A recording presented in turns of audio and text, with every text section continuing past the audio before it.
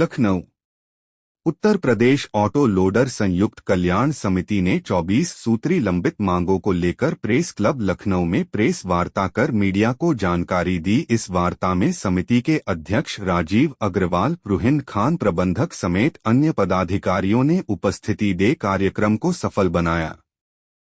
7/2020 motor अधिनियम है, ये वापस हो जाए और ये हम सरकार तक अपनी बात पहुंचाना चाहते हैं कि इसको बहुत जल्दी संशोधन हो जाए, क्योंकि हम बहुत गाड़ी वाले कदर ये हो गई कि अभी परसों एक गाड़ी वाला आत्महत्या करने जा रहा था, तो हम लोगों ने 2-2 हज़ार रुपये इकट्ठा करके उसको चंदा करके उसकी मदद के लिए दिया कि भैया तुम मतलब उसकी गाड़ी किस्त जानी थी, कह रहा भैया गाड़ी 3 किस्त हो गई, गाड़ी वाली खींच रही है, 2 चालान हो चुके थे उसकी गाड़ी खींचने जा रही थी। तो हम लोग ने 2-2, 4-4 हज़ार रुपये अपनी यूनियन से मिलकर उसको मदद करवाई कि गाड़ी उसकी किस्त दी ताकि अपनी दाल रोटी चला पाए।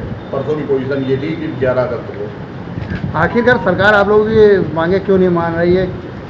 सरकार ठीठरा बोल रही है केंद्र सरकार को, जबकि केंद्र सरकार ने बनाया था कि इसको लागू, जो राज्य सरकार चाहे इसको लागू करे। जैसे कि हरियाणा में इसका शायद 3,000 रुपये 4,000 रुपये ही है टन, मगर उत्तर प्रदेश सरकार इतनी भूखी नंगी सरकार हो गई है कि मतलब गरीबों को कैसे नोचे, गरीबों को नोच के और गरीबों को ही बांट रही है कि 40,000 का चालान हम ही पे बटोरेगी और हम ही से कहेगी कि तुमसे 5 किलो राशन ले लो, वो चिल्लाओ नहीं। मतलब गरीब मतलब ये स्तर हो गया है कि हम ही से 40,000 वसूलेगी और हमको 5 किलो राशन देकर के लालच दे देगी। तो आगे क्या रणनीति रहेगी आपके संगठन की? जो हमारे संगठन की रणनीति ये है कि पहले तो हम सरकार तक अपनी बात पहुंचा रहे हैं, क्योंकि हमारी बात सरकार तक पूरी नहीं पहुंच पा रही है और माननीय योगी आदित्यनाथ जी तक भी उन्हें बात नहीं पहुंच पा रही है। अब माध्यम हम लोग ने इसीलिए प्रेस वार्ता का किया है कि हमारी बात प्रेस वार्ता छायाकारों के माध्यम से कि बात योगी जी तक पहुँचे, उनको लगे कि हाँ उत्तर प्रदेश में उनके राज्य में क्या हो रहा है, उनकी सरकार के जो अधिकारी हैं वो क्या कर रहे हैं। जो समस्याएं आपने बताई, इसको लेकर कोई ज्ञापन अपन आप लोगों द्वारा दिया गया उच्च अधिकारियों को? बिल्कुल दिया है, एडिशनल साहब को दिया है। एडिशनल साहब ने जो है उस पर बोला कि हम एक कोर कमेटी बनाते हैं। कोर कमेटी बनाने में इनको कम से कम 2 साल लग जाएगा। अब 2 साल बाद पता नहीं बीजेपी की सरकार रहे कि न रहे, वो तो पता नहीं है, मगर 2 साल में गाड़ी वाला कम से कम 500 आत्महत्या कर लेगा, ये हमें मालूम है।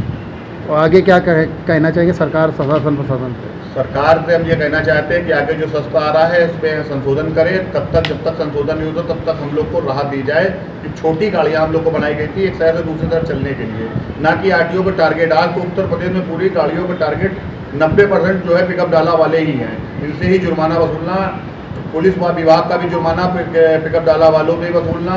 अभी हमारे कानपुर में जैसे चालान हो रहा था स्पीड का 2,000 रुपये का, मतलब 20 गाड़ियाँ चालान कर लिया तो 40,000 हो गए।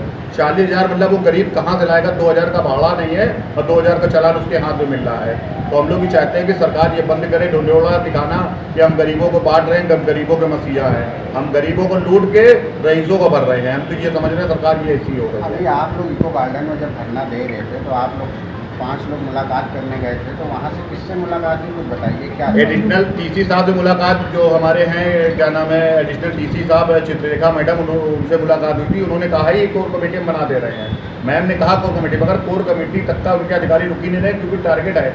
और जैसा कि हम एक अभी लाए हैं पूरा चिट्ठा, हमारे पास उत्तर प्रदेश में जो आरटीओ की एंट्री है, अगर आप एंट्री करा लो उसी आरटीओ से तो आपकी गाड़ी नहीं छूट जाएगी चाहे 10 टन माल लगा हो। ये हम लाए।